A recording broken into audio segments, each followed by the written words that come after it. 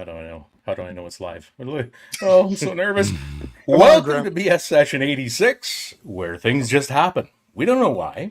We can't say how. And we don't care when. But some of these bullets, as you saw, have an incendiary device on the tip of it, which is a heat-seeking device. What you just said is one of the most insanely idiotic things I have ever heard. Everyone in this room is now dumber for having listened to it. Welcome to your weekly dose of BS, the Holistically Speaking podcast.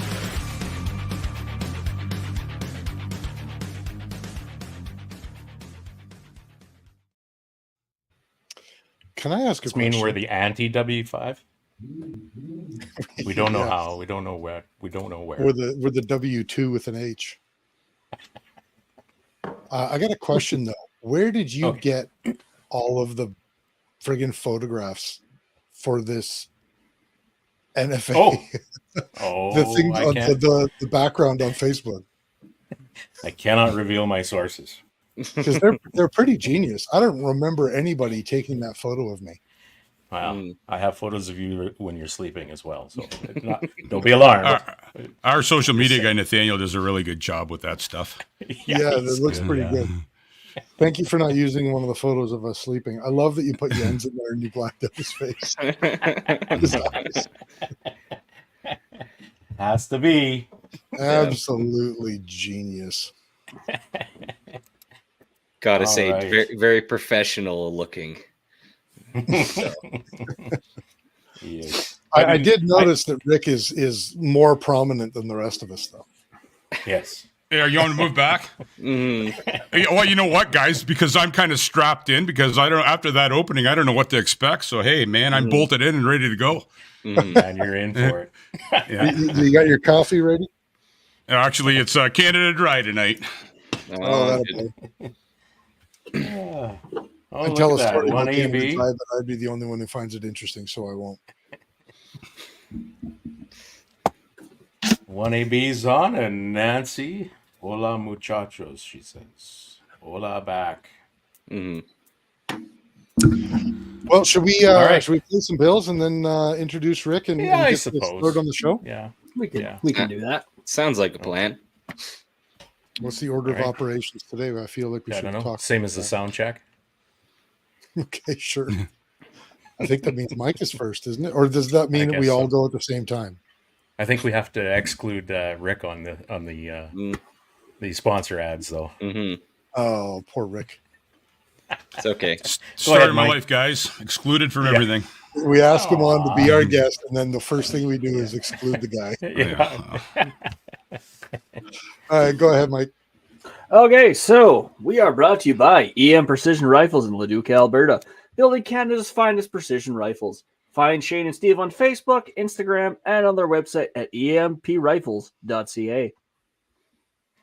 And Bolt Action Coffee, bringing specialty coffee to the precision shooting world. For coffee and merchandise at boltactioncoffee.com. We're also brought to you by Callsign 66, Canada's best rifle training. Welcome to the Brotherhood. Book a course now at callsign66.ca and follow them on Instagram at callsign66 and on Facebook at cs/66. So, emphasis on the slash. Emphasis on the slash. And also, yes. And also, Odell Engineering. Pick up a Canuck shotgun or a Bergara rifle from your local distributor and tell them Phil sent you. You know what to do if they don't know who Phil is. Look them up on Instagram, Facebook, and on their website, OdellEngineeringLTD.com. I just saw a post from them. I think it was this morning. They've got, it looked like an FD12 to me. But I don't think it had the FD12 emblem on it, but they've got colors in stock again.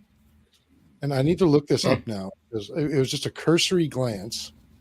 And I was like, oh, they got FD12s again. Oh, yeah, it does say the FD12 logo on it. Yeah. So the FD12, if you want to know what the FD12 is like, it was one of the very first, actually, I think it was the very first I think it was, video that I ever did. It was the first rifle that we ever gave away on the show. It's not a rifle; it's a shotgun. We're with It's you anyway. it's actually a really cool shotgun. I really enjoyed it, and I was sad when we gave it away. And so now you can get it in tan, OD green, and scorched red. I guess it's kind of like a brushed red and black. Ooh, Yeah, sexy. that's what I said. All right, carry on. And we are also brought to you by friends of the show, Apex Optics. When you buy Apex, precision comes standard. Check out all the fine competition rifle scopes, red dots, and binoculars at apexoptics.co. Be sure to check out the pre-sale special for the new Apex Optics binos and red dots. I just want to point out that Brother Mike is wearing a Mike's something shirt at Mike's Punch. Old Mike's Pawn Shop, eh? Yeah, Canmore, Alberta. Canmore, Alberta. I went on I a boat tour with him once. Yeah, nautical tours. Yeah, We That's funny. leave I the need a dock at Kurtz midnight. shirt. I believe All I right. got that from TNA. oh, you got that from True North? Right. Yeah, they carry those. That's a cool shirt. Okay, we're also here with Ribstone Gunsmithing. Craftsmanship done right. Contact Oscar at ribstonegunsmithing.ca. Breathe life back into any firearm. We're also brought to you by The Shooting Edge in Calgary, Alberta, home of the Sterling Arms R18, an indoor range, training courses, a new 6-lane axe throwing bay, and the One Shot, One Spill Cafe. Find them on Facebook, Instagram, YouTube, X, and on their website, theshootingedge.com. And finally, March Scopes Canada, the Dion Optical Design line of rifle scopes has a scope for all your hunting and shooting needs. Find Doug and Nisa at marchscopes.ca. 1AB is getting a little bit impatient here, it looks like. He is. I want to keep him waiting because he's like, let's go. Mm. I was just thinking when you guys were talking about the Shooting Edge and J.R. Cox, I ran into him in Calgary Gun Show last year. Great guy. I had a great chat with him. So JR's a cool Yeah. man. Awesome. They've got some irons in the fire right now. Let me tell you what, nobody can say anything about nothing, but it's cool to see that, firearms manufacturers in Canada are not just sitting around waiting and, picking their nose. Guys like JR are moving and shaking. The next 12 months, I think, is going to be very exciting in this country. Mhm. I hope so. like I say, I'm already bolted in, guys. Bring it on. All right. Well, should we keep bending?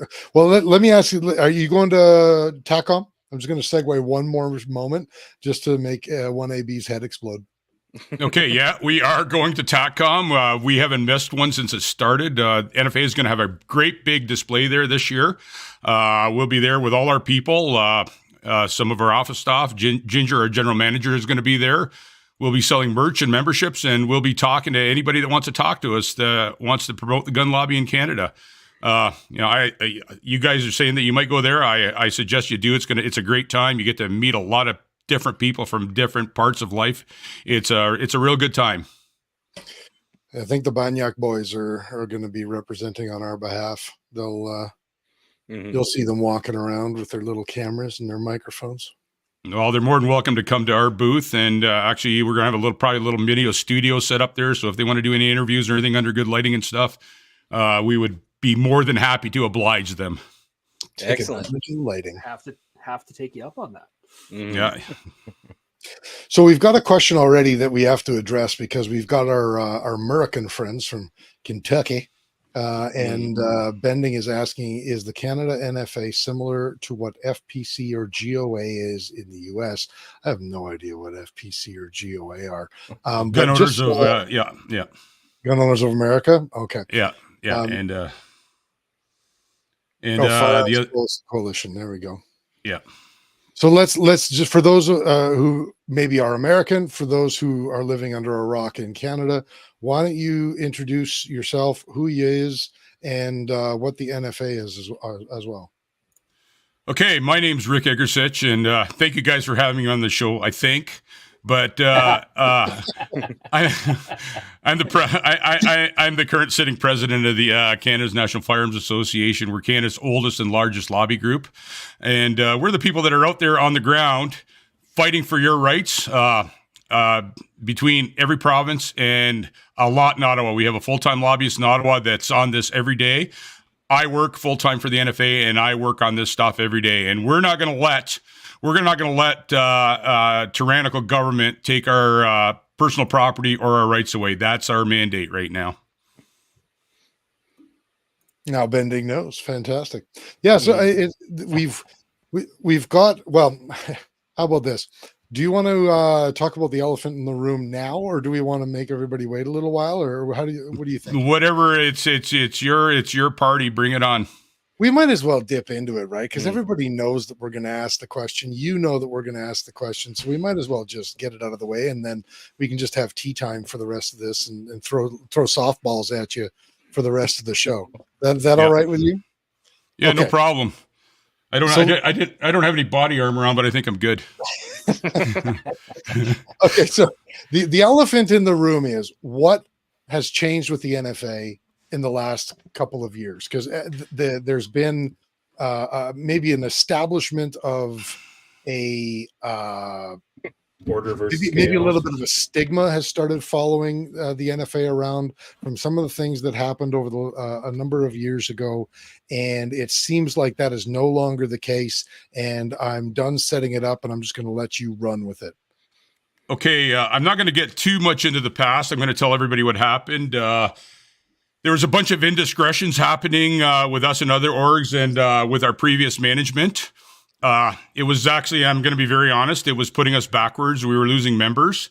We were losing donations, and board of directors brought it to the forefront, and some changes were made, but I'd like to focus on where we're going now. We're a new organization. We have a new mandate. We're aligned with all the other orgs. I reach out to Tony at CSSA. I reach out to Rod at CCFR. We speak all the time. Sometimes, and I'm going to be honest with that too. A lot of times they don't reach back, but I think no matter what org you belong to, we need to be aligned and going in the same direction. We weren't aligned in the past. There was a lot of stuff going on right now, and my challenge right now, and this is to all the MPs out there, like the NFA is being shunned a bit in Ottawa because of past indiscretions, and we need to move forward, and we need to let those people know that we're a new organization. We're moving in a new positive direction, and I tell you, after we made some changes, membership started to come back.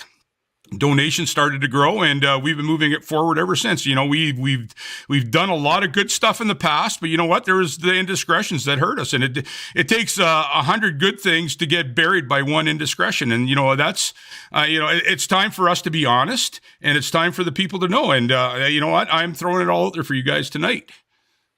Mm-hmm. That's got to be a difficult thing to be able to overcome. When people a lot of times when people make their mind, sometimes they're very quick to make their mind, and sometimes they're very slow to change it. Yeah, so it's got to be quite an uphill battle. Yeah, it is a uphill battle, especially in Ottawa. We've been, I reached out to Blaine Calkins the other day because we weren't part of the Hunting and Fishing Caucus Symposium. We never got invited to it. The other groups did. And you know what? They had their their discrepancies in the way they pushed stuff out there too, and made comments. And you know what? I'm not gonna condemn them for that, or I'm not gonna. You got to say what you got to say when you're in an organization. But ours seems to be hanging over us. There's this big black cloud, and my job for the last couple of years has been to try to make change the weather and make that cloud disperse, because we talked earlier about changing the weather. It's hard to change the weather, but man, I tell you, we're out there for the guy on the street. I spent a lot of time traveling across this country talking to people, because I don't want to hear stuff from lawyers, bureaucrats, and academics, man. I want to hear it from the guy on the street. I want to hear what we can do for them and how they can help us, and if they got any good ideas, because I'm all ears. And, I don't care if you're a member or a non-member or not even a gun owner. I'm gonna reach out I'm going to reach out and I'm going to talk to you. And, if you have any ideas, we're wide open. And that's the thing. Our new board of directors is very personable. You can reach out to any one of us at any time and we'll get back to you promptly. And if any of my guys don't, well, they'll have to deal with me, because you know what? We need to be in contact with our members. We need to let people know what we're doing and how we're doing it. Like I say, we've done a lot of good things in the past, but the indiscretions hurt us, and that's just a fact of life that I'm dealing with right now. So at the end of the day, I just like I say, we've got a new mandate. We're moving in a new positive direction, and we're going to do everything we can in this world to make sure that we don't lose our personal property or our rights as Canadians. We need to get Canada back to the way it was, not the way it is now, being controlled by a tyrannical liberal government. Well, I'll tell you this, Rick. We have run into you close to half a dozen times over the last 12 months at the Calgary Gun Show, twice now, I believe. We ran into you guys. We ran into you at SHOT Show. Yes, you did. Yep. We've run into you. Did we run into you in did you have people in Saskatoon? I can't remember if you were there. Probably our people. Probably that was probably our director Dwayne was over there. Dwayne Gorniak from Alberta. He was that's where you hooked up. We're spread out right across Canada. That's it's hard. It's hard for me working in 3.5 time zones, because 3.5 time zones if you count Newfoundland. It's tough. I don't have a 9 to 5 job. I've got a 9 to 9 the next day job is what my job entails. But it's like I say, we're getting the word out as fast as we can across Canada. And I just wanted to touch. The NFA is. We're doing we got a bunch of events coming up. We've got a kids 22 rimfire day, introduce new shooters into some 22 rimfire, get the parents out there too. We're going to have a separate area where the parents can come out and try some guns. We'll be participating in at a women's day shoot in Lower Trenton, Ontario in a few weeks. And we're doing everything we can. Like I say, and we talked about this before in the pre-show, that join a group. I would prefer that you join our group, but join any group. Like, there's a lot of people out there. There's 2.4 billion gun owners out there. I think there's a lot more than that, but join a group, get in the fight, because basically you put all the lobbies together, we're only grabbing about maybe 8 or 9% of this whole thing.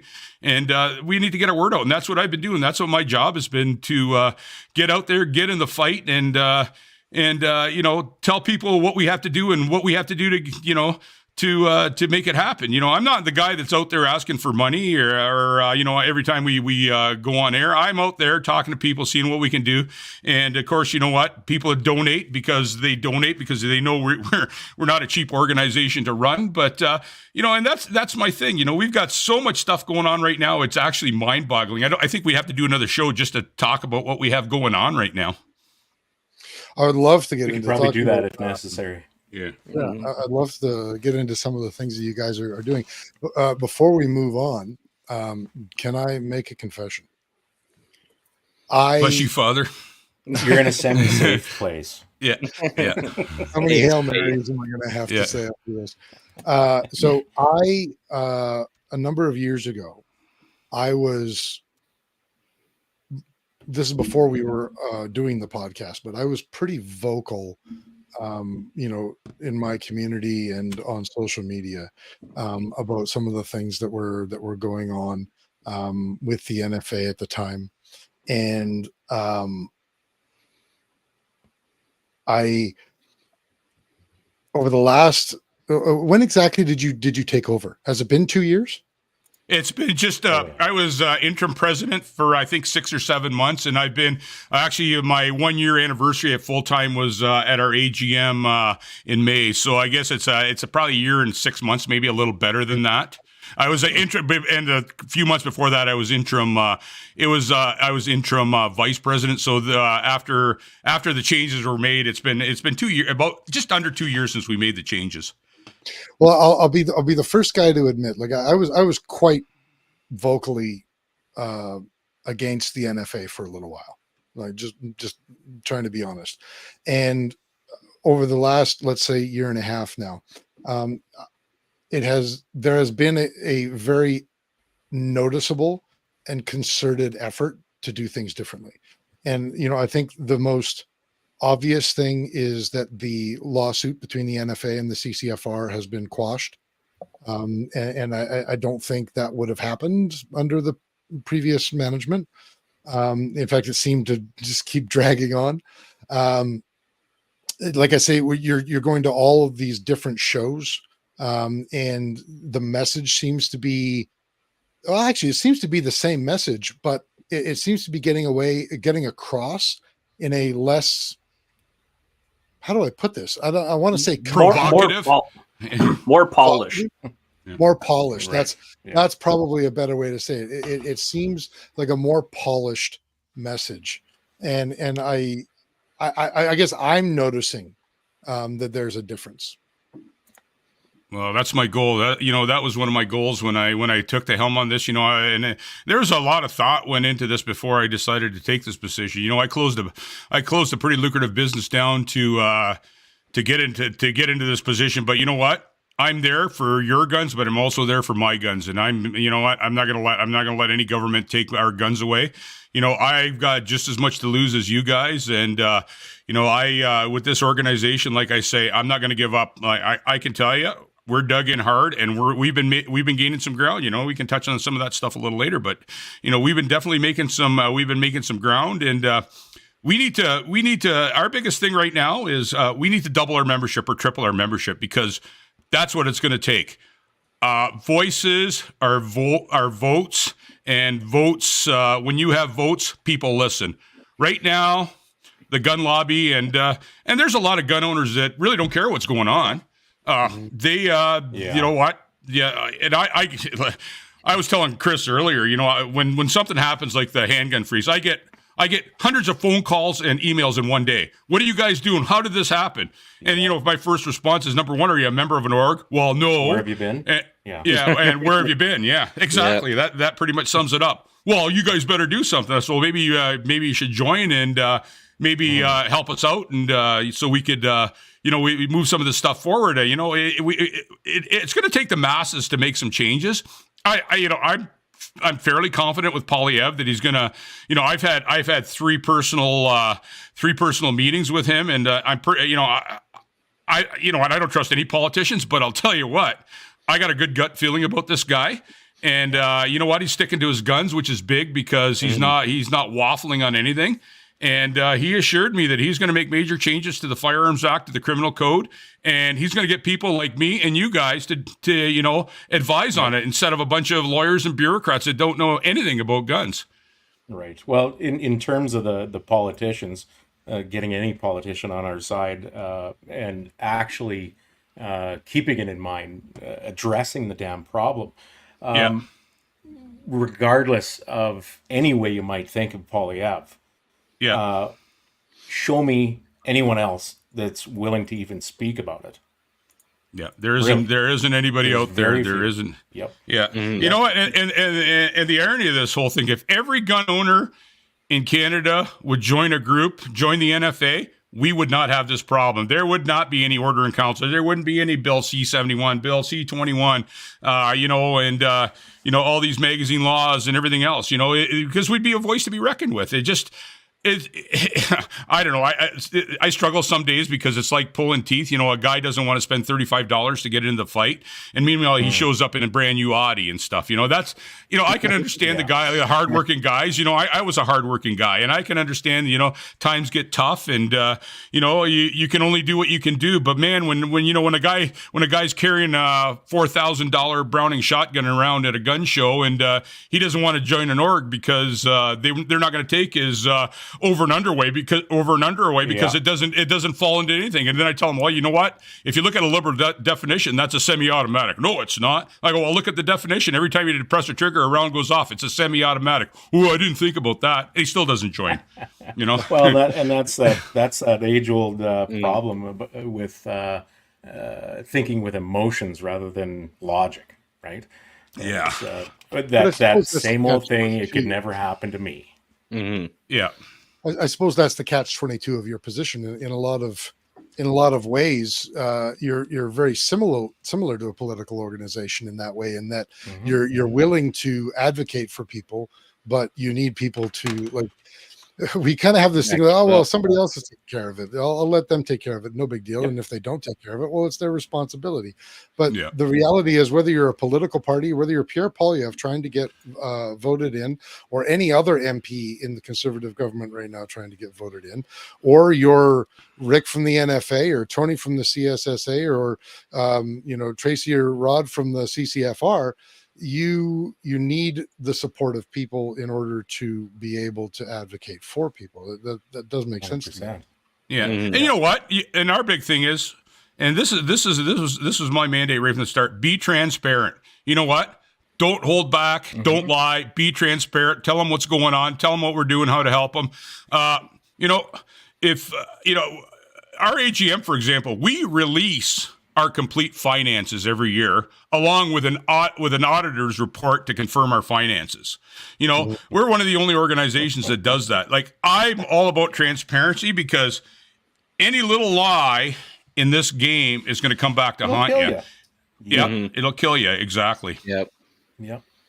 Rick, I'm gonna put you on the spot a little bit here. You made I'm sorry, I don't mean to be a dick, but I think these things need to be addressed. I don't give a shit. So much for the promise to throw you softballs after the first question. Yeah, this will come later. So you made a very bold statement that if you had more support, we wouldn't have the OIC, we wouldn't have C21, etc. And I know I'm not the only guy thinking that is very bold. How do you suppose you could have headed that off? Let's say you had the support of all 2.2 million claimed firearms owners. I know this is tough and kind of a shitty question. You know what? I've got an answer. It's all about votes. And when you spread those 2.2 million voters out across Canada, and you get them to voice their opinions to their MPs or MPPs, you're gonna have a definite word. Justin Trudeau works that way. He reaches a target group of people, and he convinces them to do something to support him. But you know what? If that target group went against him, he'd be, with lack of better terms, I'm going to keep it clean, but sucking hind, whatever. But we're almost 30 minutes into the show. You can swear now. Oh yeah, okay. I wasn't sure. Yeah, the algorithm only looks like the first 5-10 minutes. Yeah.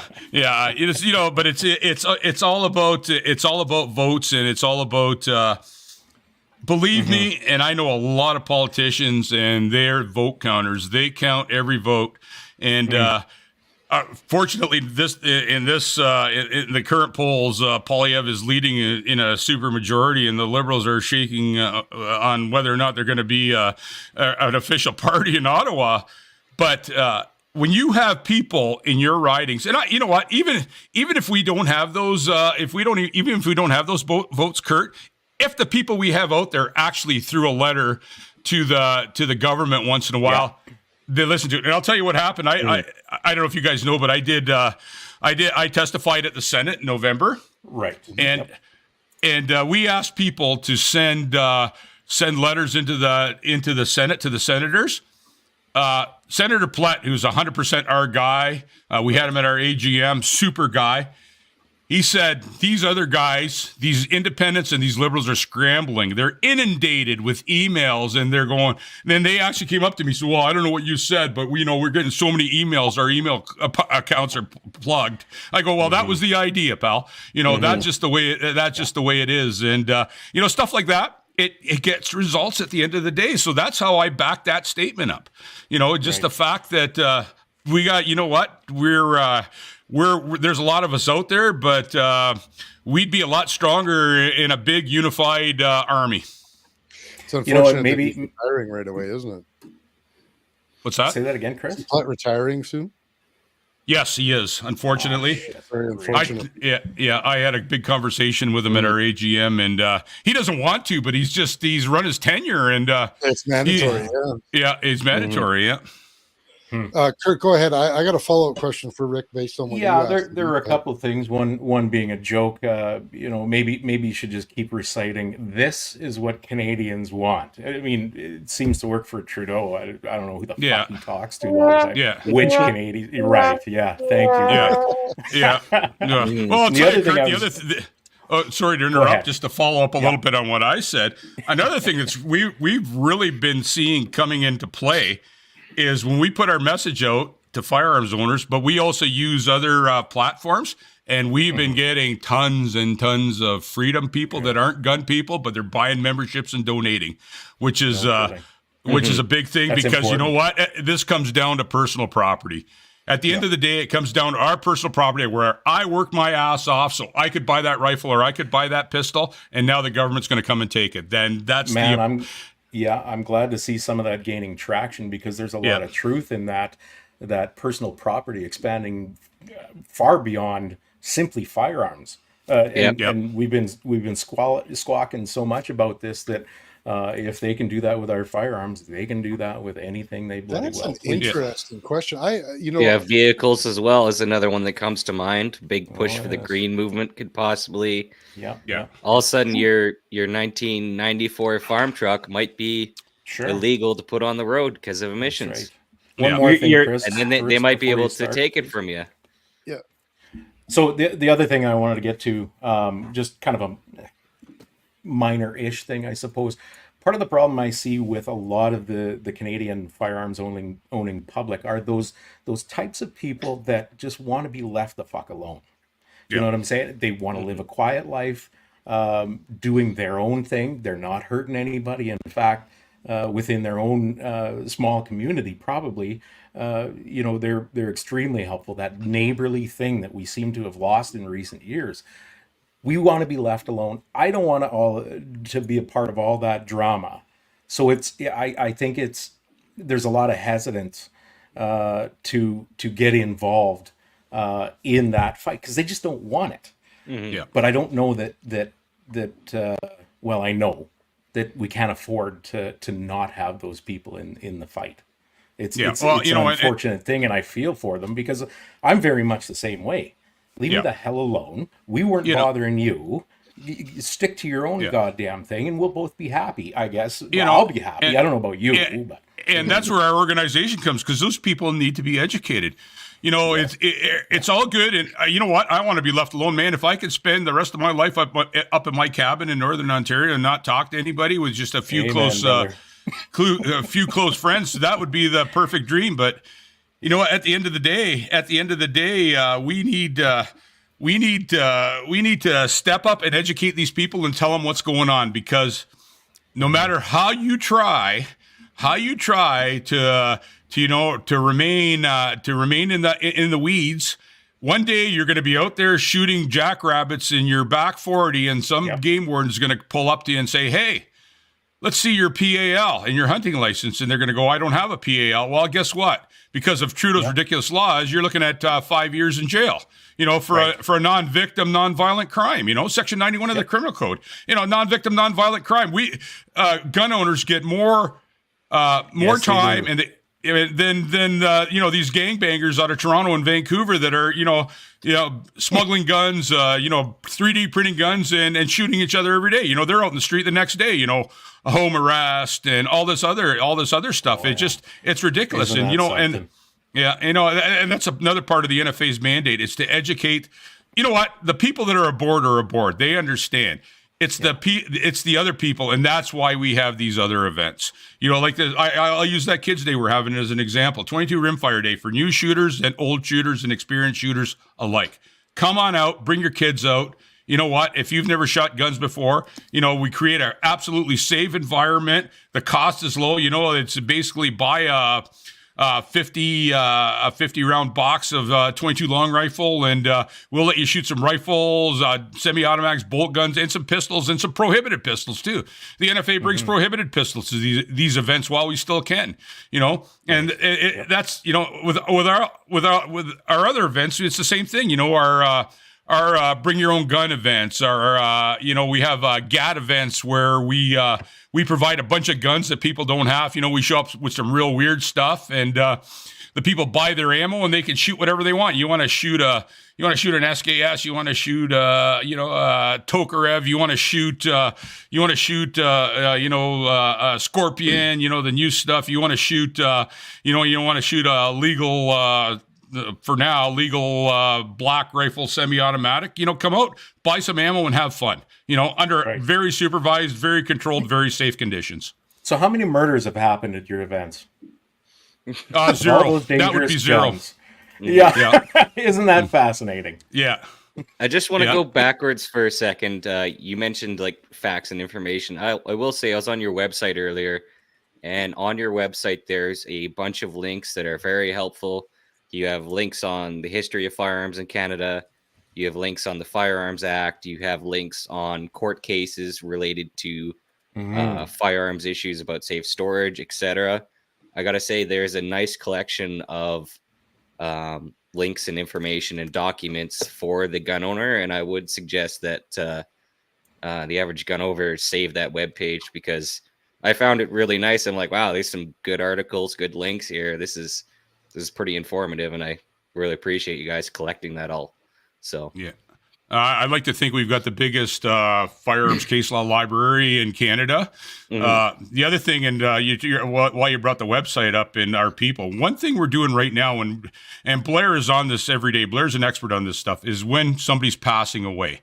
What does the widow, the widower, the spouse? What do they do with these guns? Well, we've got a package out there that'll tell you what to do. I could get into it a bit. You know what? You want to keep that everything in limbo as much as you can. Plan B would be to find a friendly gun shop and have them take your guns, because gun shops, licensed firearms business can still take your guns in and have them hold your guns till we at the NFA make some changes with this stuff. I hate seeing firearms destroyed, especially family heirlooms. I touched on this at the Senate. I have an old Ivor Johnson revolver that's probably worth $10. But you know what? My grandfather carried that gun in the late 40s in a shoulder holster. He was a farmer, and he carried it, for dispatching animals. He carried it for plinking, while he sat under a shade tree and ate his lunch, And you know what? That gun means more to me than all the other firearms I own. And I would just hate to see that destroyed because of this ridiculous, bogus liberal legislation. And now I'm starting to get mad, guys. Got to cool it down a bit here. Excellent. Yeah. I'm Kurt, and I endorse this message. Yeah. Margaret Thatcher naked on a cold day. Yeah. Trying to cool things off. Yeah. Sorry, now you get to go, Chris. I was. You see how patiently I was waiting? I'm getting better. You are something. You're on your meds again today, hey? I am on my meds. I wanted to circle back to two things. We were talking about, you had mentioned freedom people, and you had mentioned, that the 2.2 million gun owners. And so kind of like two similar groups. First of all, I'd never really thought about freedom people being separate from gun people. I guess I always assumed closely tied. Yeah, I guess I always assumed that was like almost a 100% crossover. Like what are those? Is it called Venn diagrams? Is that the right? Yeah. Yes. I would have the assumed that like those circles are like full eclipse on each other, but I guess not. And that's really interesting. So I guess the first question is, how does the NFA plan to be able to reach freedom-loving Canadians who are not gun-owning Canadians? Well, it's not how we're going to do it. We've already been doing it. We work a lot with Rebel News.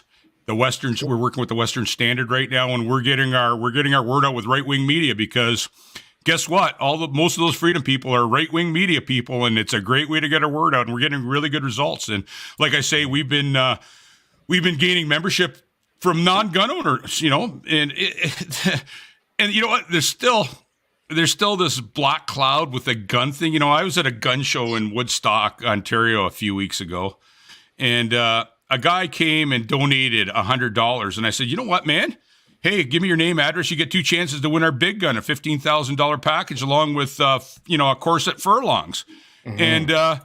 And he said, no, I don't. I just want to give you the guys this money. I love what you're doing, but I don't want to be known. And that's got to be dealt with. The people are scared to voice their opinion, man. Yep. I'm glad I'm not. I don't think you guys are either, but there's people out there. Yep. Yeah. I do have a difficulty with public speaking.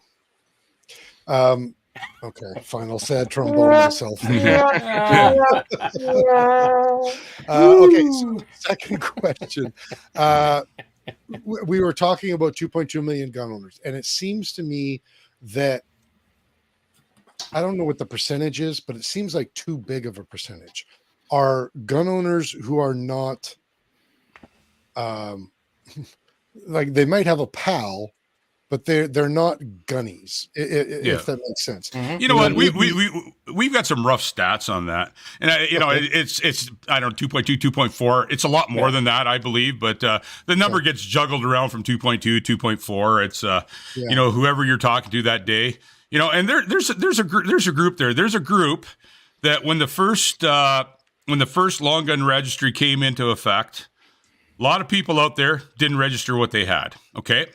They never applied for a PAL. They didn't register anything. And then there's a group which I like to call the farmer rancher group that have a Cooey 22 and a Remington shotgun in the closet for predator control and that. And they're legal gun owners because now they got to go. You need a PAL to buy ammo, so they occasionally do a little hunting and stuff. There's a hunters group that doesn't think a lot of these firearms apply to them. I think it's quite a big percentage because you know what? They're not going to come after my Remington 730-06. Yeah, they're just not. And bolt a scope on it, and the liberals call it a sniper rifle, but you can't explain that to those guys. And there's the group that that I mentioned earlier that just don't want to get involved because they feel something's going to happen to them, whether it's at work or whether it's within their community or with their friends, and they just don't want to get involved. There's that group. At the end of the day, when you do all the stats, basically about just under 10% of gun owners belong to a gun org, and I would venture to guess that only about maybe 2 to 3% are active in any kind of way. There's a lot of guys that they buy their membership and the $35 goes into the fight. But man, if every one of those guys would write one letter to their MP, that would be big. Yeah. Well, that was kind of my question. The more, let's call them the apathetic gun owners that really aren't on board with the message. Mm-hmm. How do you mobilize those people? Well, again, it goes back. That's a tough target. It is a tough target, but then it goes back to education and the way you do it. Yeah. The big thing right now, and like I don't want to keep falling back on our events, but word of mouth really works. You know what? Oh, the NFA had this thing, and I had my 2 kids out there, my 8 and 10-year-old, and they had a hoot, and they're still talking about it. Oh, really? What's the NFA? We did and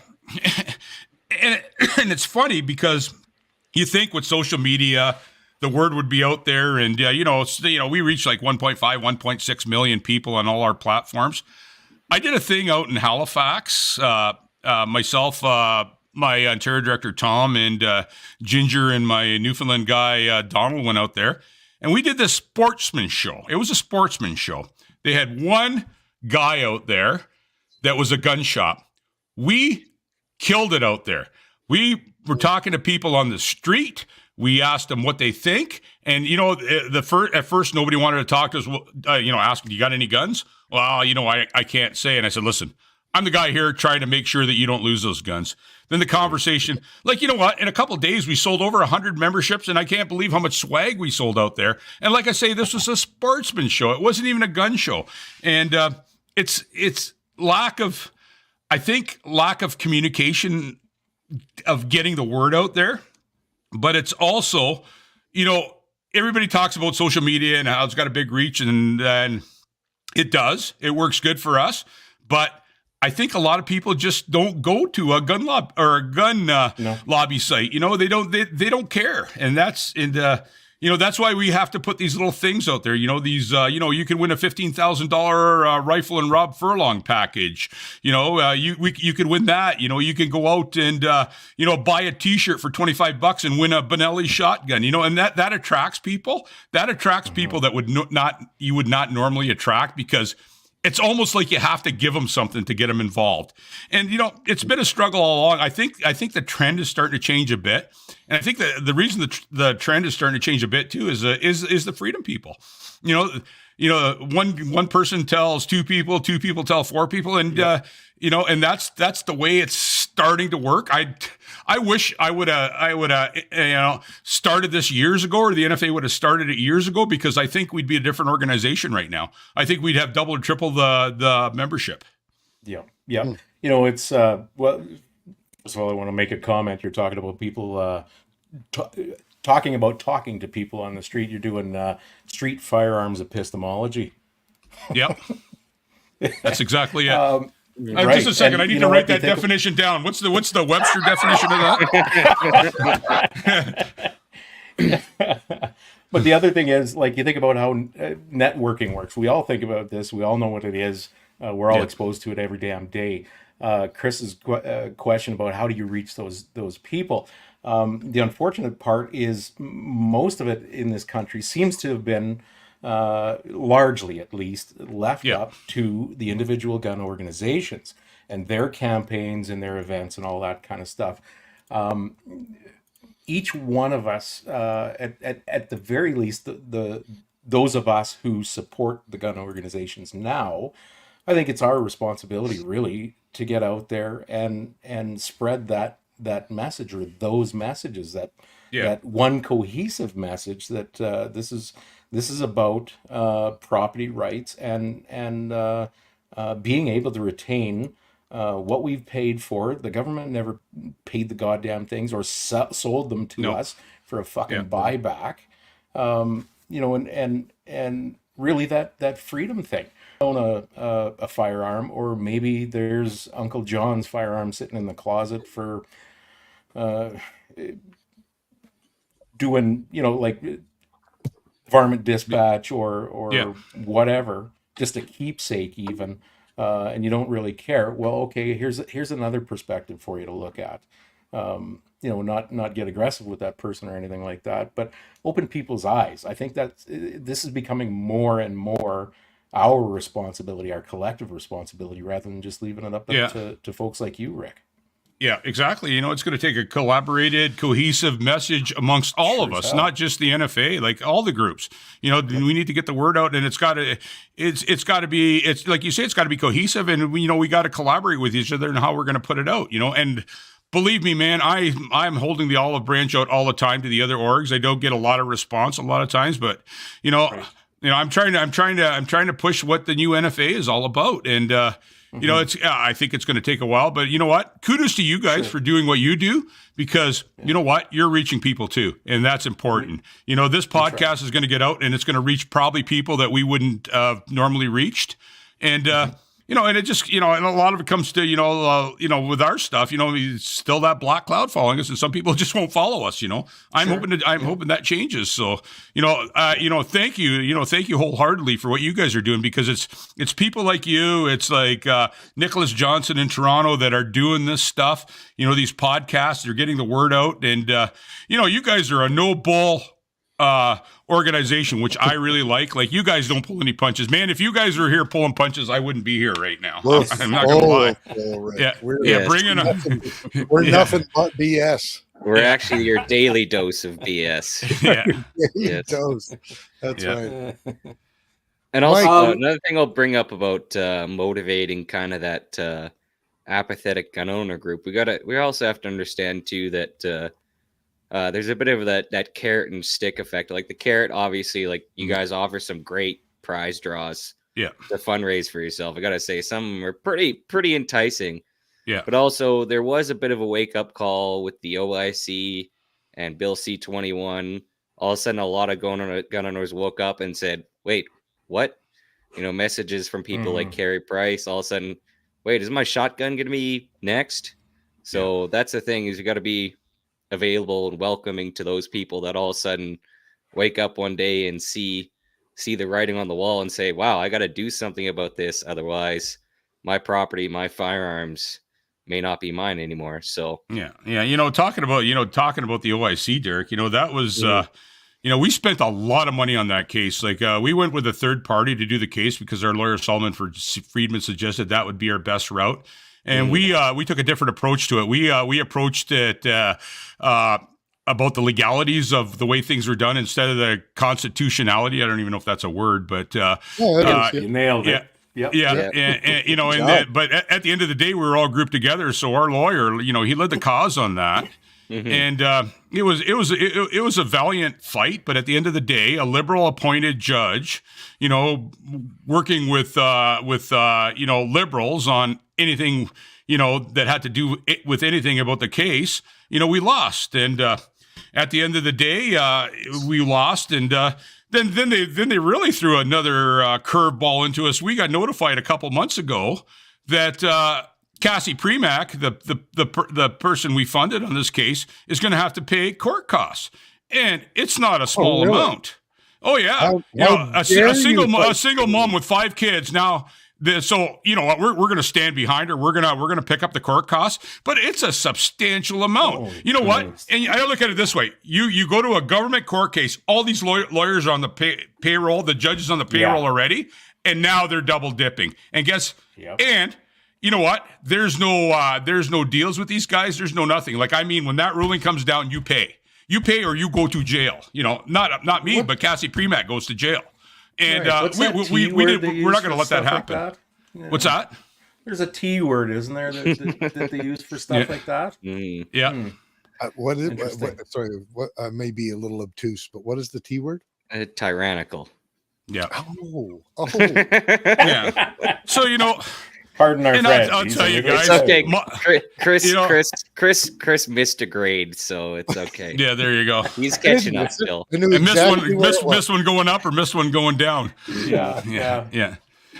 No, I always just thought he was in grade 9, where he was actually only in grade 6. Mm-hmm. Yeah. Well, I was standing on my head a lot. Basic dad jokes. And you know what? And I'll tell you what the worst part of my job is, and that's because if you notice, if you've been following the NFA on any platforms, we're out there every day asking for money. I hate asking for money. I like to tell people what they're doing and if they could possibly help. I'm not saying, well, we're going to do this, blah, blah, blah, we need money. We're going to do this, blah, blah, blah, we need money. I'm not interested in that. If you're doing a good job, and you're moving in the right direction, my thought is that people will support you.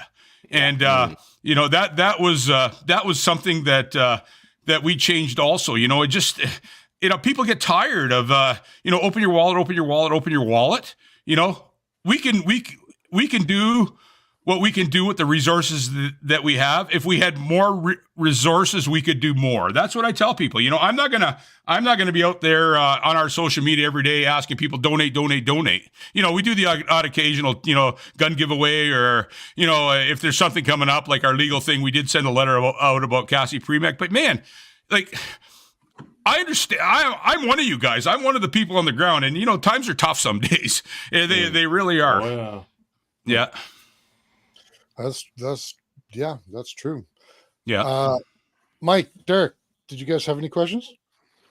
Where does the NFA stand on suppressors? 100%. We're 100%.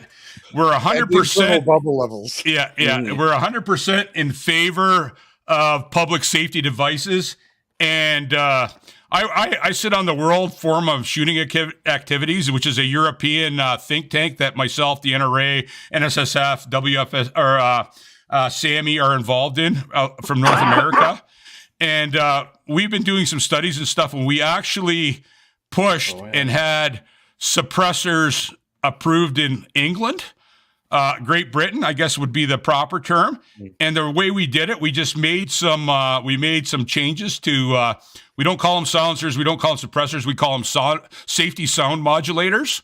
And when you put it that way, and you actually shoot some video, and you go to the powers that are working with this stuff, and show them that, this isn't a 1940s film where you screw this thing on at the end of your barrel, and every time you press the trigger, it goes. Pit, pit. No, it's still reports, but it's more of a bearable report.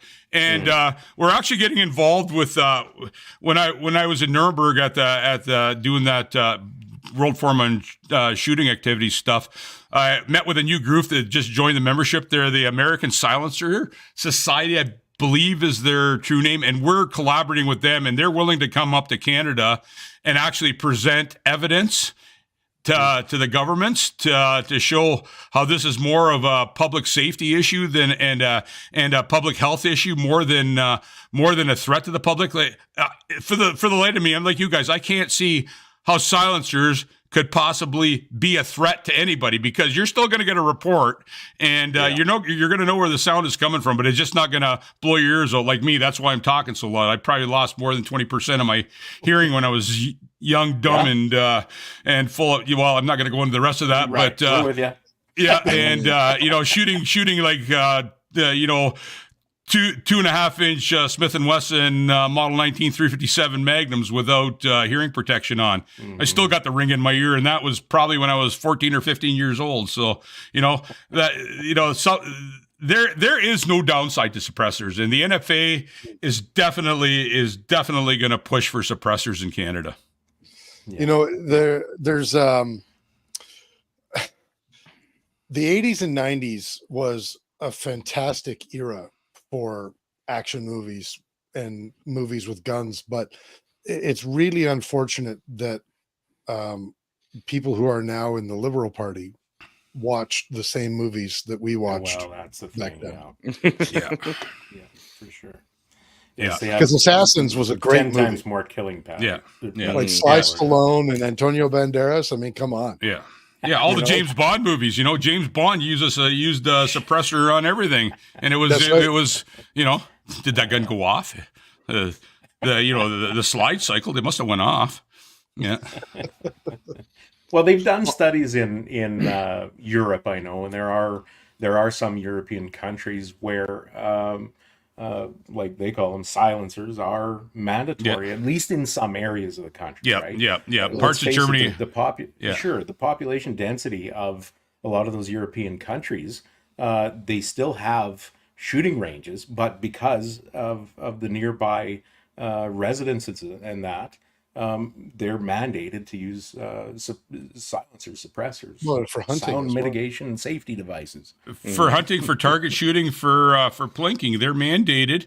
And the thing is, like, even suppressors are becoming very popular in Africa right now on big game hunts and stuff for the big caliber guns. Too, yeah. But I look at it this way too. Suppressors are great, but they're hard on guns too. Everybody knows a suppressor's hard on a semi-automatic, There's right? no free lunch. There's no free lunch, right? So it's we're going to put more money back into the coffers, because we're going to be smoking gas tubes and bolt carriers and burning the guts out of suppressors. And it just, we're going to single-handedly bring the Canadian economy back. Yeah, that's right. Yeah. Everybody gets a can, right? Mm. Yeah. Actually, I had this discussion with Rob Furlong, and he said the same thing. All the misinformation out there is just ridiculous. And there's another thing. It's education, and that's what I do. That's what our lobbyist does, and that's what our directors do. Yeah. It's just we've got to bring all these misconceptions to rest, because until we do, we're never gonna, we're all gonna be deaf in the next 10 years. If we, not the liberals can help it, but they want to take all our guns away in the next 10 years. And that's the thing too. And the liberals, with all this gun stuff, it's got nothing to do with public safety. Zero to do with public safety. No, it's Justin Trudeau and his United Nations context.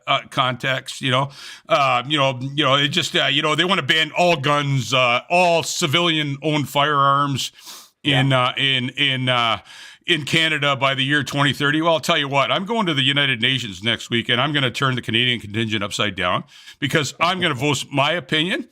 And I'm going to tell them how it is, talking about our guys, our personal property, our heirlooms, and in some cases are way of life, and this is what these people are trying to stop. Right.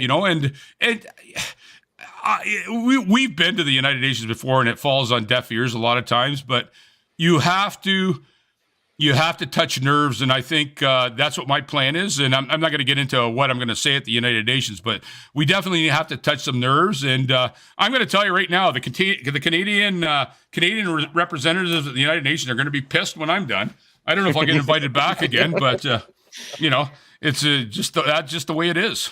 It's kind of it's always been a really fascinating thing to me. Like I know why they approach this whole thing like they do, where they want to eliminate all guns, save all lives and eliminate gun violence, gun crimes, all this kind of stuff. But son of a bitch, if the problem with Western society right now is we become lazy, and we just digest whatever we're fed by whatever authority we seem to think is an authority. You're not talking about the sheep. You're not talking about the sheep syndrome, are you? Rooster? I like to use little different words, I suppose. But yes, you could definitely go there. But it takes a simple thing just to look at the goddamn numbers, right? What guns are involved in 99, probably point something crimes? 0.2. Sure. Yeah. There you go. Yeah. So, and we never hear a damn thing about that because it's bait for the people who don't care to have a look at do their own homework, do a little bit of reading, some stats, from reliable sources. Now, I'm not necessarily going to say Stats Canada because I have a feeling they're compromised as well. However, there are some reasonably reliable sources that will show you that all the fucking guns involved in crimes are illegal guns. The crimes committed by illegally possessing people. Even stats and repeat offenders. Yeah, you know what? And there's a thing too. We've got a couple really good peer-reviewed reports. One by Dr. Callum Langman, and the other one by Gary Mauser, that are peer-reviewed. I go to the Senate, and this liberal senator, I think she was from out east somewhere. She says, "Well, I've got this study in front of me that's saying that 65% of firearms owners in Canada are in favor of putting all this stuff into place." I go, "Really?" I go, who is that? You know what? I like to turn the tables. I like turning the tables a bit. I said, who is that? Who's that study peer reviewed? Well, it wasn't. It was written by so and so from an anti-group. I'm not going to mention the groups. I don't want to even get involved with that because I'll just take so much flack. But it was from an anti-group, and they said that 65% of gun owners are in favor, and the number's probably higher. And if you look at the current statistics, gun crime in Canada is committed by about 40% of licensed gun owners.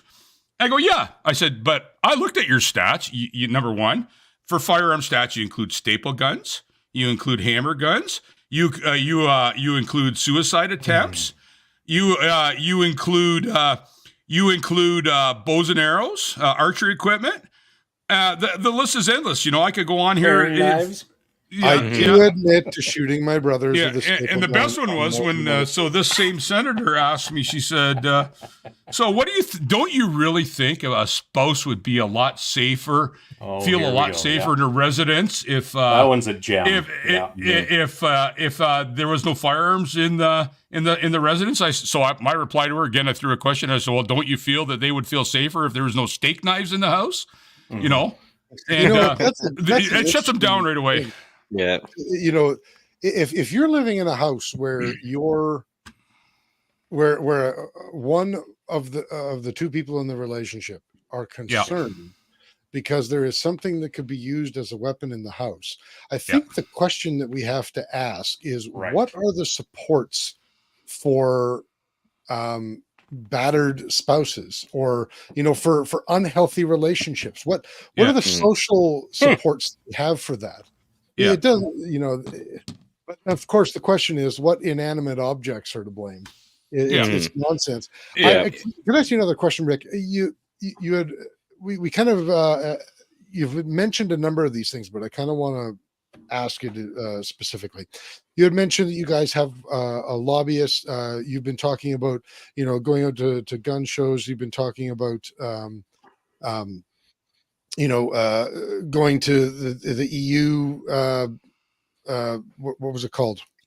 No, United Nations UN. and United Nations, sorry. the World Yeah. Forum on Shooting World Activities. Forum. Yeah, there we go. So like obviously that's international governmental stuff. Maybe not a softball question, but not a hardball question either. There are a number of gun organizations within Canada. I personally think that there's room for multiple gun organizations in Canada. But I guess the question is, and admitting that you've touched on some of this, what do you feel the NFA's niche is as a gun organization in Canada? Yeah. Is it advocacy? Is it lobbying? Is it public relations? What is it?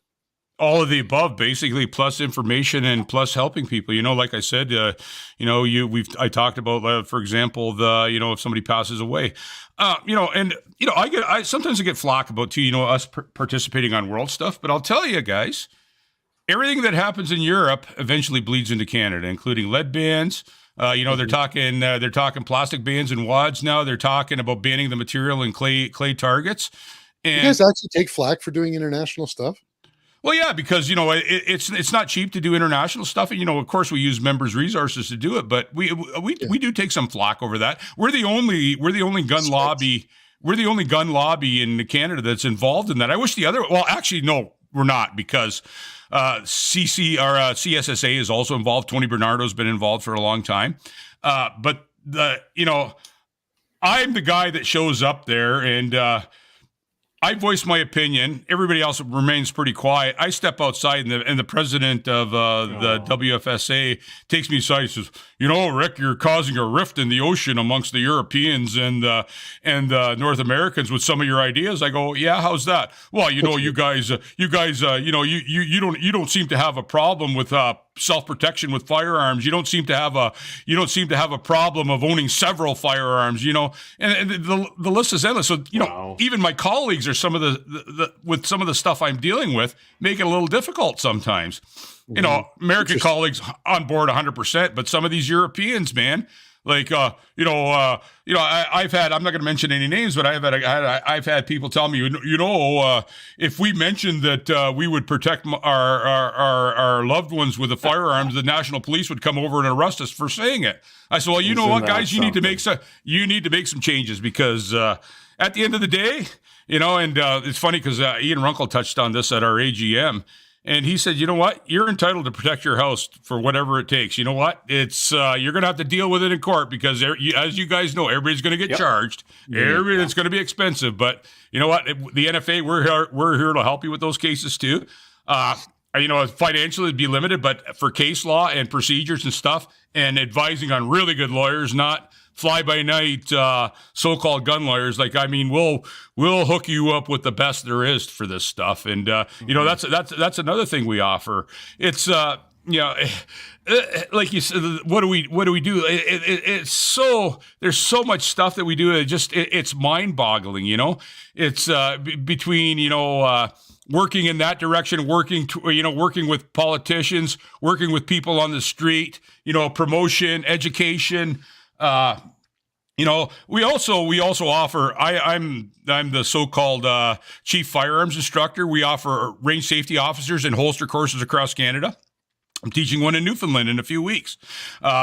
We offer anybody that's an NFA member to show up, and we can make them instructors. If they do well in the course, I'll make you an instructor so you can teach your people. We offer people insight on stuff that, concerns that wouldn't, kind of drift away from the actual guns. But, the big one is gun ranges and noise pollution and dealing with townships and, dealing with developments that are close. That's another thing we do. guys, I'm telling you, we need a whole other show, and I could talk about it for 90 minutes easy of all the stuff we're doing. And it just, I'm sure some of it's escaping me, but it's we're not out there sitting on our asses. We're out there doing everything. Our board is working hard. I've got the most cohesive board of directors you've ever seen. These guys are on board. Everybody works together. We're all friends. There's never no flack.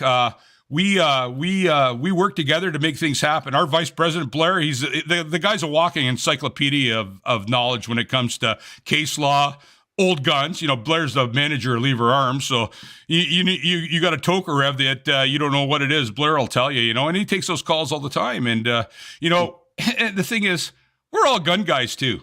Every one of us is a gun guy. I started shooting guns when I was 9 years old, and yeah, I've done it all, man. I competed professionally, I actually professionally in trap. But I competed in, I competed in trap. I still compete in IPSC. I shoot skeet. I shoot long range rifle. Just started to get my feet wet in long range precision. I went out and took Furlong's level 1 course and kind of got addicted. Now I need like 12 grand for a gun and a scope. And welcome to the rabbit club. hole. Close the lid on your way in. Yeah, exactly. Like, when I was making the hits at 1,000 meters as fast as I could rock the bolt, I was like, it's funny. I took the course and Rob asked, why are you here? What do you want to do? I said, you know what? I want to get rid of 50 years of bad habits, man, because I probably got a bunch that I don't even know about. And at the end of it, like I say, as fast as you can rock the bolt, making consistent hits on a 3x3 plate at 1,000 meters. Then my colleague out of Quebec, Chuck Cote, decides he's going to try to, and we were shooting Krakens in 308 with Hornady ELD ammo, factory ammo, no reloads, no anything. Chuck does 5 for 5 at a mile with a 308. Ooh. I was spotting for him. Pretty good. First shot was a splash. After that, it was 5 for 5. The correction wasn't big. Yeah. And man, I was hooked. We had some socializing afterwards with Rob and his guys, and great bunch of guys. And you know what? If I can, I'd like to give a shout out to Rob. That's because, a really good crew out there, man. Yeah, he took care of us, and like KDEX hooked us up with some guns, and I'm looking at Rob's a Leopold guy, right? And I'm looking at a $5,000 scope and an $8,000 rifle. And I go, shit, I need one of these. Okay, what am I going to sell? And I'm the guy that doesn't want to sell any guns, so I don't know, maybe sell my truck. I don't know. Yeah. But anyway, yeah. I don't need a TV or a couch. Yeah, that's right. I can sell those. Yeah. Mike, Derek, shoot it.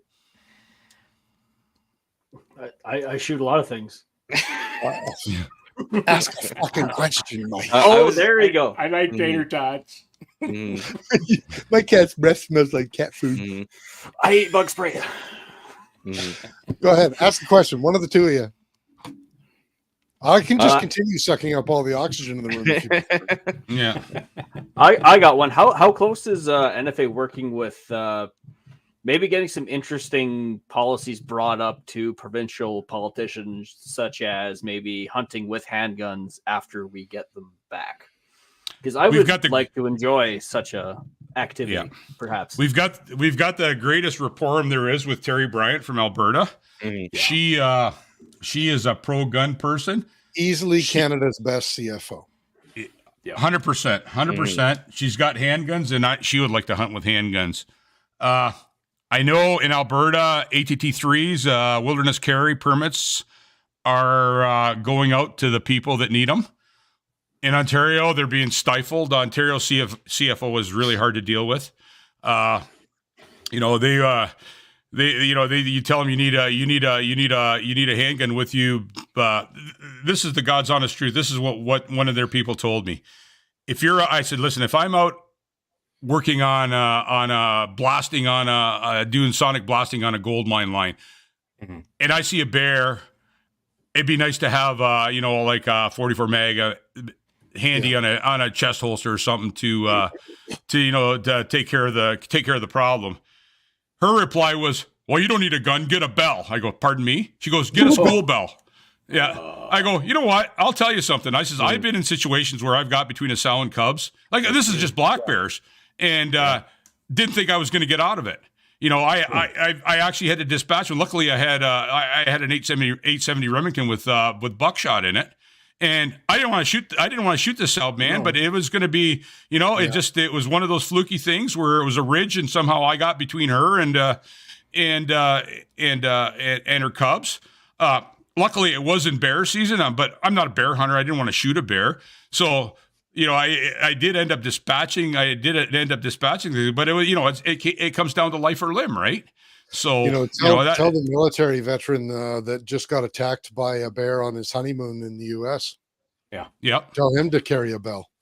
Or one of our members that was bow hunting and was walking out of the woods, and a young boar actually stood on its back legs and attacked him and bit his bicep right off. And the guy fought for his life, and he actually stabbed it with the arrows he had in his quiver to get the bear off him. True story. There's all kinds of bear attacks, and it's not. It's not grizzly bears and brown bears. A lot of time, it's black bears. Mm-hmm. And it's not only that. I hunt in a forested area, and about 3 years ago now, a pack of 9 wolves moved onto the property. And not only has it made it a lot harder to get a deer for the last 3 years, but I've been, I'm sitting out in the middle of nowhere. Me and my hunting buddies split up all the time. So I'm out sitting out in the middle of nowhere.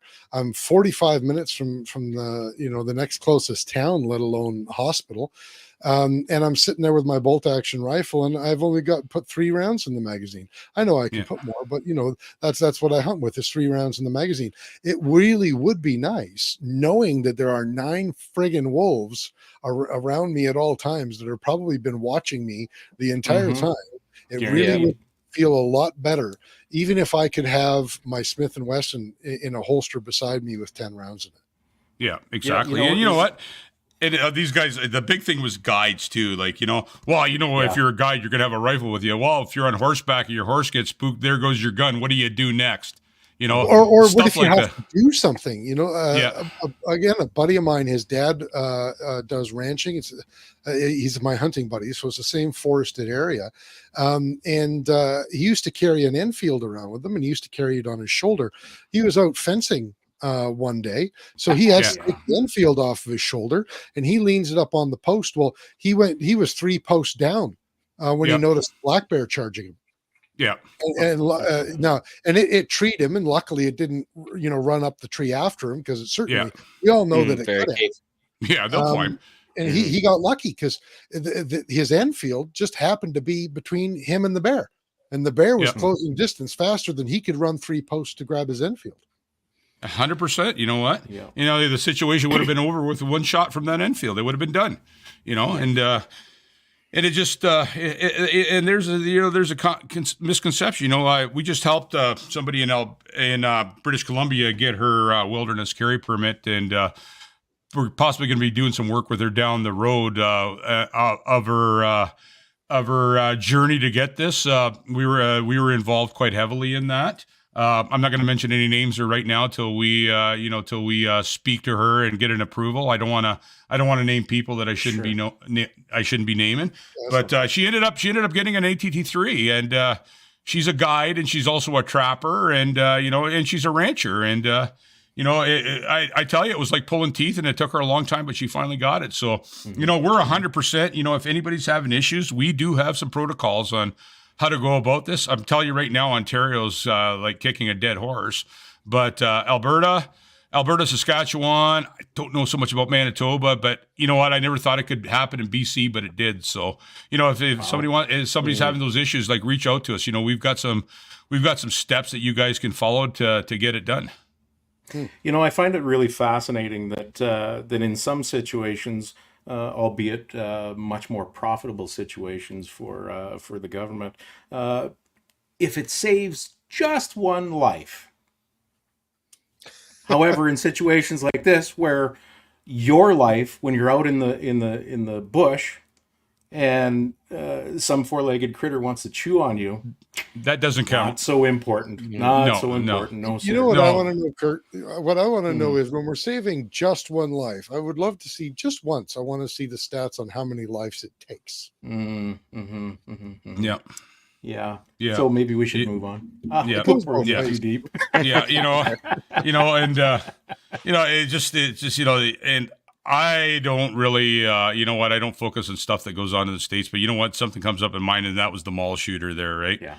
And I actually did that drill on YouTube on video and to see if it could be done.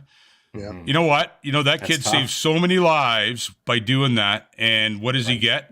Our Canadian government is calling him, well, he's a gun-toting terrorist, Fucking fools. Yeah, exactly. 100%. Nonsense. Yeah. Yeah. So maybe to close this out, with the consent of the rest of the crew here, I suppose, we touched on some of it a little bit. I wonder if you would have anything more to say, I guess, about future plans. What is kind of the NFA's focus going forward from here? Where are you going to build? Okay, our goals right now is definitely increase our membership. Sure. Rebuild our legal fund, because without a word of a lie, it's I'm not going to bring up numbers, but it was ridiculous what it cost us. We need to be available. We need to have that money available. Our fight right now is going to be C21. We need to challenge everything we can with C21. We're not going to file an appeal on the order of council. Our legal team, Solomon Friedman, along with other people's legal team, advised everybody not to file an appeal because it's a useless cause. Right. I refuse to use members' resources for optics. I think most Canadians feel that way too about the OIC, at least at this point. Yeah, and I'd sooner see the money go somewhere where we can use it. So we're definitely pushing in that area. We're definitely going to try to on the international standard try to make some changes with the Canadians at the world level. We're, like I say, we're going to promote. We're going to educate. And like I say, we're available to our members. If anybody has any ideas, we will definitely look at them, because we've got a lot of ideas, like I say, a lot of ideas, but at the end of the day, somebody could have something that would help us. We're definitely going to push towards the freedom end of things, and we're definitely going to reach out on right-wing media as far as we can. I will not even take an interview with CBC or Global or any of those companies, because number one, Rick. Yeah, well, they call me twice. They call me at least twice or three times a week, and they say, "Well, this is Mercedes Stevenson. Can you comment on Bill C-20?" I go, "No." She goes, "Well, excuse me, sir. Can we qualify you?" Yeah. And I say to her, I says, my next comment, is it going to be live? Oh no, we can't do it live. I said, you know what? I'll do it if you want live, but I will not do a recorded interview with. Yeah. Oh well, we need to make some edits. Of course you do. Yeah, we already know this. Never done live interviews before. Yeah. But right now, like our social media campaign is big right now, and as you guys know, social media is the next step. NFA doesn't endorse candidates anymore, and I'll tell you why. And I was a big problem at the last election, because I said, hey guys, you know what? Don't vote for PPC because it's going to split the vote. I said, you know what? They got a lot of great ideas, but we need people in there that are going to make change soon. We can't count on, somebody getting one seat. And you know what? The first thing people do when you tell them not to do anything, they do it. So, this time we're not endorsing any candidates. I don't want to get into any mudslinging matches with people from different parties, but I'm telling you, we're going to do whatever we can. We're going to put the information out about each candidate and what their ideas on gun ownership are. We're gonna be a wealth of information on every person involved in Canada that's going to be running in the next election, and we're gonna hear it from the horse's mouth, because I will personally, our lobbyists personally, and our directors will talk to these people. And we're going to ask them for a quote. We're going to put it out there, man. If you're running this election, you better give me a quote on your position on firearms. Don't try to stonewall me. Give me a quote. Good, bad, or ugly. Give me a quote. Yep. And that's going to be big. That's going to be a really pricey endeavor. But you know what? It's something we have to do. We have to get these. We have to get a new party in there. But we also need to let the people know what this party is about. Polyev, great guy. People know him. He's talking all the time. He's got a positive talk. But hey, I don't know what your MP in your area, I don't know his position on firearms, but man, I want to know his position on firearms so I can reach out to the group of individuals in your area and say, hey, we'll do a targeted thing and say, hey, this is MP so-and-so or candidate so-and-so's position on firearms. You guys make a decision, if a liberal, look, at the end of the day, the liberals won't talk to me, but hey, if a liberal wants to give me their position on firearms, I will be more than glad to put it out there, or an NDP, or a Green Party, or whoever. We're not gonna pick and choose, but you know what? We're gonna put everybody's position out there, and we're gonna directly quote them. So if they don't want to do it, then they got something to hide, and that's something we got to work towards, to get these quotes.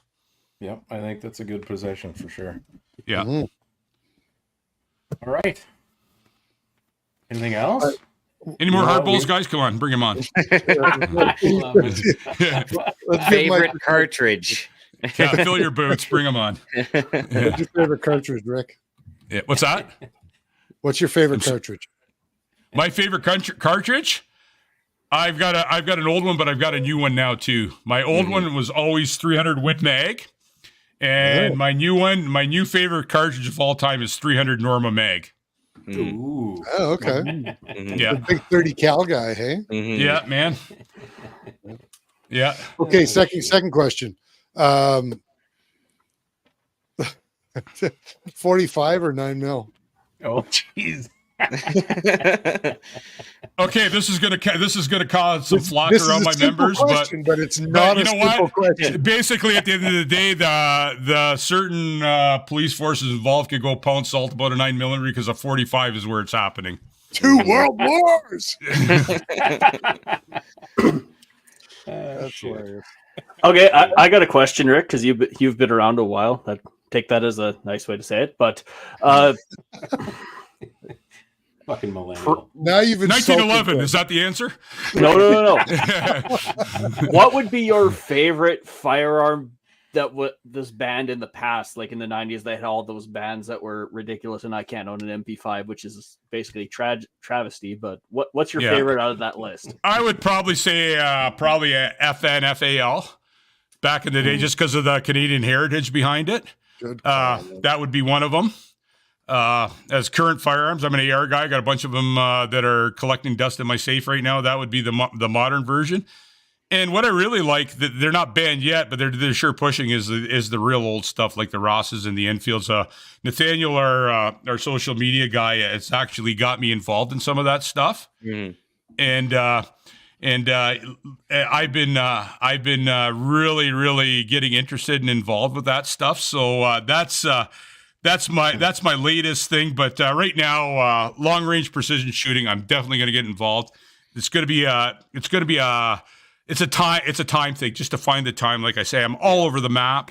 Yeah. But you know what? I'm a long range junkie right now. I talk to Carly all the time too from Apex Optics, and just when I calm down, she spins me up again about long range precision shooting, it's a fun thing. It's really catching on in Ontario. We don't have a lot of long ranges right now, but the rimfire stuff is really catching on. I know Dwayne Gordiak, our Alberta director, is doing a rimfire match out there.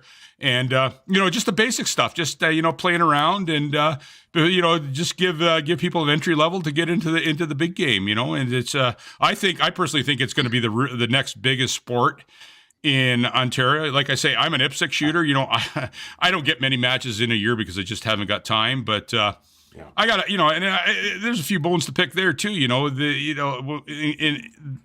I don't think any group of individuals, any shooter, any group should be different than any other group. And I will not condone any kind of special status. And you know what? I'll even take it as far as the Olympians, because, how do you become an Olympian, right? And that's been one of our talking points. Like, I don't care if you're a high-level IPSC shooter competing at the world level. You're no different than the dad that takes his kids and his wife in a picnic basket out to the range to send some 22 rimfire out of an old cooey down the range. You're no different. And I've taken flock on that too, but I don't care, man. I got big shoulders. Like, for every bit of flock I take, I get a lot more positive response, and I'm going to continue to roll that way. Excellent. Yeah. Cool. Right on. Yeah, that long range thing has deep hooks, man. I'm telling you. Yeah. You going to be at their Rocky Mountain Classic in July? No, I'm not. I wanted to get out to King of 2 Mile last year, but it just my schedule. I actually want to go back and do level 2, but I just haven't got the time. It just we've been promoting him. Like I say, we're giving away one of his level 1 courses, Rob's level 1 courses, but I just haven't got the time to do it. Plus, I don't want, it was nice of KDEX to give us rifles, but it's still not like shooting your own rifle. Mm-hmm. I want to go out there with some worked up hand loads that I developed for that firearm, and stuff that I work that it's going to be a lot easier to figure out dope and everything else. I've been reloading since I was 12, man. I've got 3 presses on a bench and probably more money than my ex-wife would ever think about in reloading equipment, but it's one of those things, right? Yeah, absolutely. Yeah. You think you have no time now. Just wait till you start doing load development and tuning and all that kind of stuff for that 1 mile rig. Yeah. Well, All right, Rick, Chris, you want to take us out? Yeah, well, let's give Rick the last word here first. Rick, tell everybody, if they don't already know, tell everybody how to find the NFA, where to find the NFA, how to find the NFA, and when to find the NFA. Okay. You can reach out to us. You can reach out on our website, nfa.ca. We're on all social media platforms. We're on Facebook, Instagram, Twitter. We do a lot of stuff on YouTube. You can reach out on any of our platforms. You can reach out if you go on our website. If you need to get a hold of a specific director, they're out there. Please come and join an organization, and if you can donate, please help us out. Get in the fight. It's time to get in the fight. And like I say, we're probably one of the most approachable I think, and this is just my thoughts, we're one of the most approachable organizations in Canada.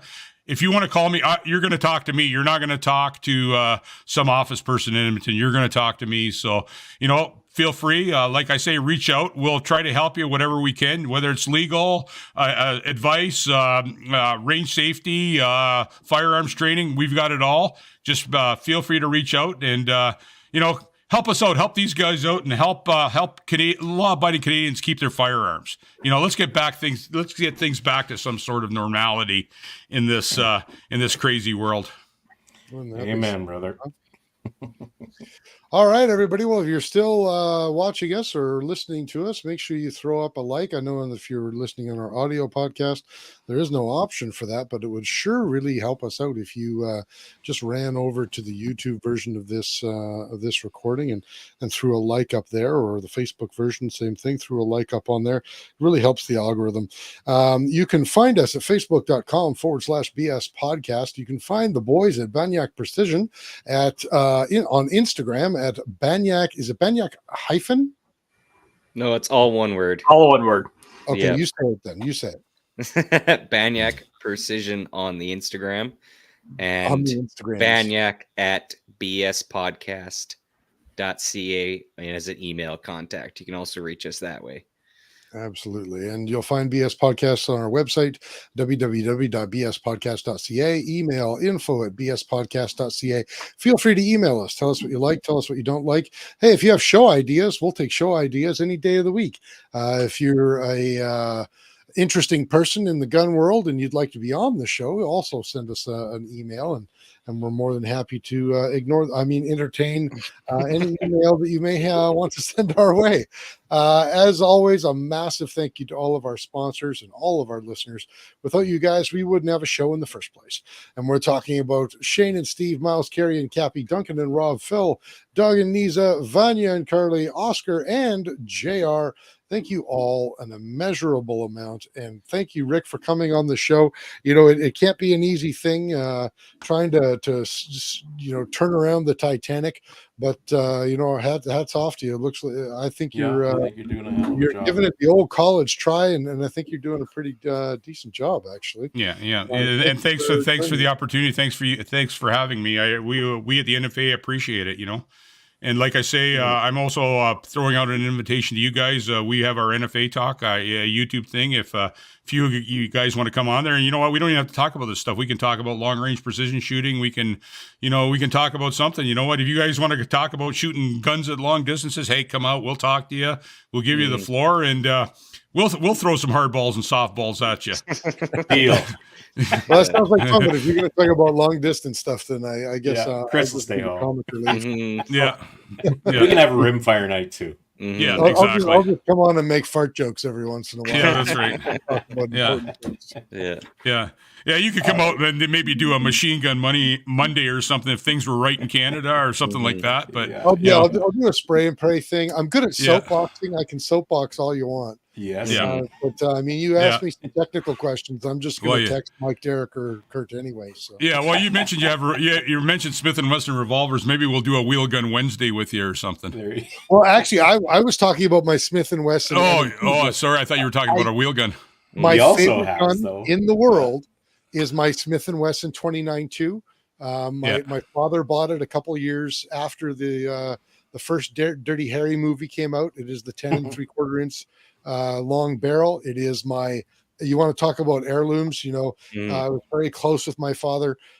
He's dead now, so we can talk about his transgressions, but my childhood is full of camping in the middle of nowhere in the Yukon with my father carrying a 44 Magnum Dirty Harry's gun in a shoulder holster underneath his armpit, underneath his Canadian tuxedo, because there were bears everywhere.